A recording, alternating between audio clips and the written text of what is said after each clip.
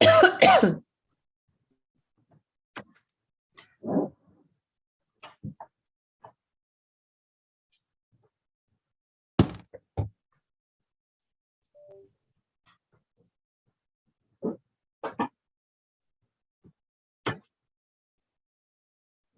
ahead and get the meeting started. Okay, so I would like to welcome everyone to the Board of Directors meeting today on July 11th at 4 o'clock. And we will go ahead and call to order. And if you can please have roll call. Yes, Director Bonanno. Here. Director Brown. Here. Vice Chair Hernandez. Here. Director Josie. Here. Director Kick is not in this meeting today. Director Narum. Here. And Chair Halbert is also not in the meeting. We have a quorum. Okay, so we will go ahead and move to item number 3 meeting. Just to make the members of the public aware that this meeting is open to the public. Members of the audience may address the Board of Directors on any matter within the general subject matter jurisdiction of LAVTA board.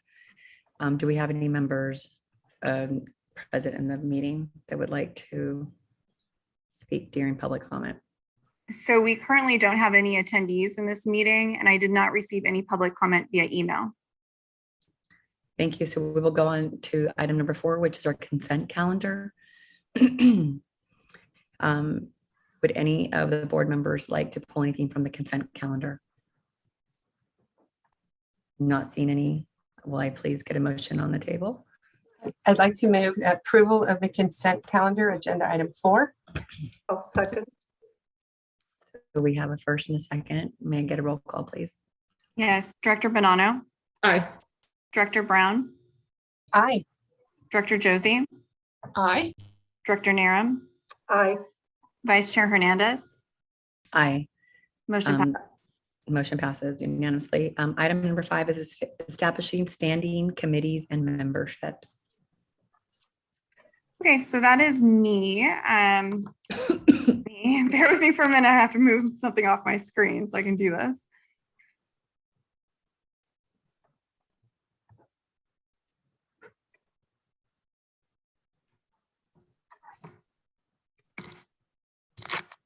Okay, there I am. All right, so the action requested is for the board directors to review and adopt standing committees, memberships, and officers to conduct LAVTA's official business.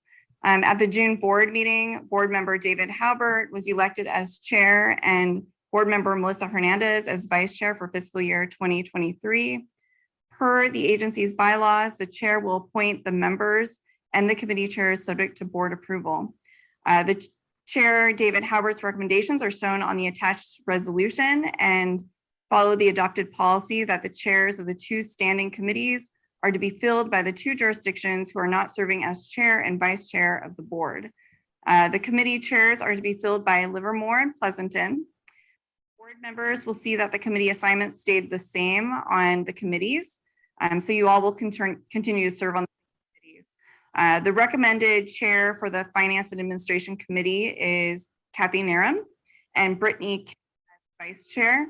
And then the recommended chair for Projects and Services is Gina Bonanno and Carla Brown as vice chair. And then with these recommendations, you maintain compliance with your board bylaws. Do you have any Thank you, questions? Jen. Director Bonanno. Yeah, I don't know if this is appropriate time, but I just wanted to remind people that my term will end in December. While I would be happy to serve as chair, I just want to make you aware of that. And if there's a more appropriate, if it just doesn't make sense to transition, then I think I'd be happy to pass it on to someone else. We'll bring it back to the board. I think, is everyone comfortable with the way we have it right now? And then once the new council member I'm gets comfortable. It's not unusual to have somebody Mhm. a term out of office or not be reelected and be as chairs. It's not unusual. So it is one way for the next 6 months at least to have your brilliance and good use of both you and Councilmember Kathy Narum or Trustee Narum. Yeah, so it sounds like we're okay with it.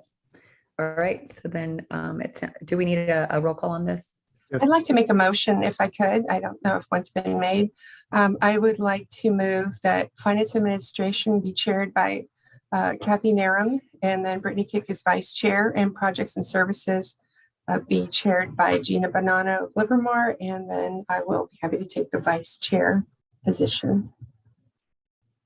I'll second that. And does your motion include passing the entire resolution with the standing Yeah.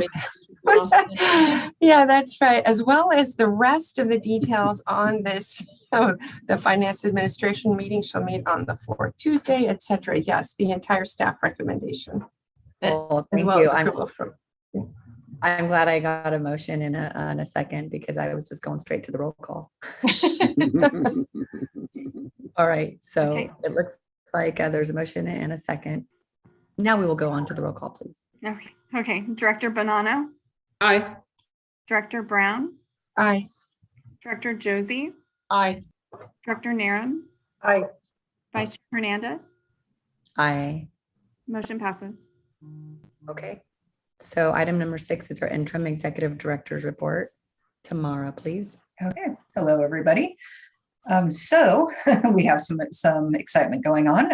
Our ridership dropped in June because our schools are out, and these school routes do make up about 1/3 of our ridership. However, our ridership has gone up 52% over what it was June of last year.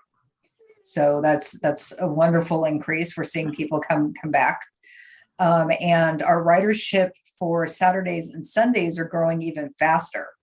They're actually getting closer to the pre-pandemic levels faster than the weekday ridership. Go Tri-Valley also has increased ridership. It's decreased the last few months, but overall it's increased. It stayed pretty steady throughout the pandemic, which is great. And we expect it to go back up in the next few months. Our SAV project, the vehicles we want to use for phase 2 won't be available for another 2 years. So Tone has been working very diligently to keep that project alive. And he has found an interim solution that should work. He's been working with a few stakeholders, and he'll be bringing it to the board in the next few months, what that solution is and what we plan to do. Once employees are back to the office, there's no point in running empty driverless vehicles. Once again, we have won some marketing awards. Not really a surprise. It's kind of what we do. We have won first place for the Memorial Madden Cruiser in the LAVTA awards. And we won an award for a flyer that Tony did for Valley Link. Tony and Michael did for Valley Link. So both of those won first place, which means that they're now in the running for the grand prize. So we have won a grand prize in the past. So hopefully we can do it again. We won't know for a while, but we're pretty excited. And we also won a Telly Award, which is for cable television, non-broadcast video television programming awards. And that was for our, we have a video, it's a driver recruitment video. And it's drivers recruiting drivers. It's actually on our website. It's a great video. The drivers talk about why they love working here and why other people should work here too. It's a great video. So that won a Telly Award, a bronze Telly Award in the non-broadcast category. And the Alameda County Fair, as you all know, just ended yesterday. We had the Memorial Madden Cruiser out there at the fair. It was very popular. Tony made up flyers that he put out in front of the bus, and he had to go out every couple of days to replenish them. They were being taken like crazy. So very popular. And then, as you know, the mask mandate was lifted. We are still providing masks on the buses for anyone who requests them, and we are encouraging people to wear masks, but no longer requiring it. Our drivers, on the other hand, the contractor is requiring the drivers to continue wearing masks while on the bus. They've had a few cases recently of COVID, and they want to keep those numbers down. So they have required their drivers to continue wearing masks while on the bus. Our transit center project is kicking off. This is actually, it's been in the plans for a while. The first part of the project is informational signage, interactive informational signage for our passengers. They are ADA accessible. Passengers are still welcome to come up and speak to the employees at the transit center, but they're not there all the hours that the routes run, and they're not there on the weekends. So passengers can use this wonderful tool to plan their trip. We have additional plans. They're in the beginning stages, involving a landscaping overhaul, upgrading the lighting at the transit center and the walkway between the transit center and the signature stop out on Railroad. Painting the canopy that's there and painting the signature stop. It hasn't been painted since it was put in. And then replacing the monument signage that you see when you first come into the transit center, but you don't see it that well. It's not real noticeable. So we're going to improve that so that it's more obvious where you are rather than just the basic sign we have. And then our Dublin parking garage update. The state has done a 3-year extension. They did it administratively. We don't have the actual agreement yet. Once we get the agreement, we will be extending our agreement with Alameda County for the same period of time. And that's it for June. Any questions?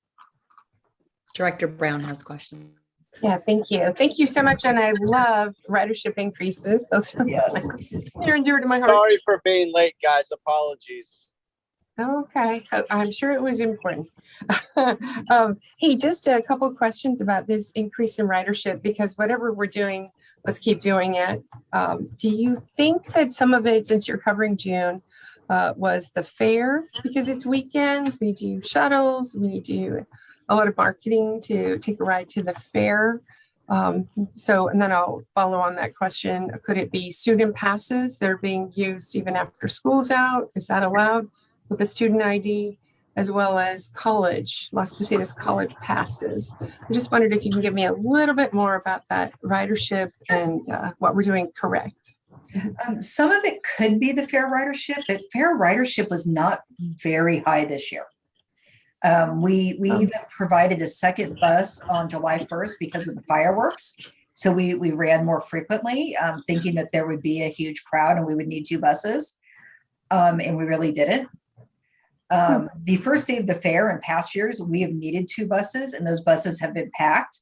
This year we needed 1 bus and it had very little ridership. So I don't know what the fair attendance was overall, if that was a reflection of that, or if people just weren't taking the bus to the fair, but the ridership was very minimal this year for the fair. The student transit pass, and I don't have those numbers. Tony can get them for me when he gets back. But yes, students can use their student transit pass for the Alameda County program all year long. They can use it on any route, any time of the day, any day of the week. So if they're going to work or they're going to the mall to hang out with their friends or that kind of thing, they're welcome to use it. And then the Las Positas pass, that's done by semester. So they get a new sticker every semester showing that they are in fact enrolled for that semester. And again, I would have to check with Tony on those specific numbers because that's not something that we keep in something that's readily accessible. Okay, yeah, that comparison, thank you. The fair, since we didn't have a fair last year, we had Right, it would definitely be higher than last year, but the numbers themselves weren't very high. Okay, and then I also recall we had a big push 2-3 years ago, whatever the last real fair was that transit from BART to the fair, but BART ridership is down So it's kind of a trickle process, right? You don't have BART riders, you don't need a lot of transfer over, but anyway, Exactly. still good news. I saw the Madden Cruiser. I saw people taking pictures in front of it. I should have taken one of me, but it certainly was a very popular thing to see the Madden Cruiser there, and people just really appreciating all that Wheels is doing to support and remember Mr. John Madden. Okay, thanks. All right. You're welcome. It looks like Supervisor Halbert's here, so I will let him take over the meeting, and then I'll just go ahead and ask Gina Bonanno to go ahead and, I know she has her hand raised. Actually, Melissa, if you could continue on, that would be great. Happy to do that. Let you do that. Sure, Gina, Director Bonanno. Yeah, thank you. And this quick question, we probably talked about this when we first went ahead with the Madden Cruiser wrapping. How long is that? What's the lifetime of that wrap? And would we have any intention of sort of making it I don't remember what the lifetime is. I guess that's the question. And if it has a finite lifetime, would we want to perhaps continue it afterward? It's such a big hit, and we don't necessarily have to change it up. Thanks. Wraps, depending on fading, can last 6 or 7 years. Our regular buses are wrapped, and we usually only have to change out the wraps once in their lifetime. So we could keep it that long. We could keep it longer if we decided to. If the board wanted to, we could rewrap it with the same wrap when that one starts to fade. We tend to take wraps down when they just start looking bad. Whether it's our wrap, or even if it's an advertisement, if someone's bought multi-year advertising, for example, Bay Area Air Quality Management District bought a very long-term wrap, but it was looking really, really bad. And we gave them the choice, since they had bought it and they paid for it, to change it out, or we were going to take it down. And we ended up taking it down, but it had been on there for quite a long time. So yeah, the Madden Cruiser, how long we want to keep that out there, that's entirely up to the board. I mean, we can keep it going. It is very, very popular. Right. That's why I asked that. So it's probably not an issue for today. Just wondering what the lifetime is, and there'll probably be another set of board of directors. There'll be another board of directors that will probably get to make that decision. So thank you for that, and thank you for the report. It would be nice to just honestly keep the bus around, even when we're all no longer on the board, in my opinion, just because he just meant so much to our community and to the football arena, and just such a great person. So I'm sure we'll keep telling the next people that sit on this board what a great person John Madden was. And he's just so involved in the Tri-Valley, and so is his family still till this day. So but we will go ahead and move on to, since we are not having closed session, we will not be adjourning the closed session. And if item number 10, matters initiated by any of the board of directors on this meeting. Not seeing any hands raised. I have a quick one. I see. Go ahead. Yeah, so this is not really matters, but I'm wondering, maybe we already decided this, but the calendar for the committees show that let's see. Oh, never mind. I withdraw. Sorry. I was just looking at the calendar. I was confused. That's Sure. it. No worries. So then not seeing any more matters initiated by the board, we will go ahead and adjourn. But before we adjourn, just let know the rest of the board that our next scheduled meeting is on August 1st, 2022. However, we probably will cancel that. We usually do in August. Yeah, we usually do not have any meetings in August, but I think you'll let us know, right? Yes. Legal let us know with regards to having our meetings in Zoom. We will have committee meetings in August. No committee meetings in July is the plan. And then we will probably have to have a special board meeting. Okay, we'll await your email. Yep. All right, thank you. The meeting is adjourned at 4:19.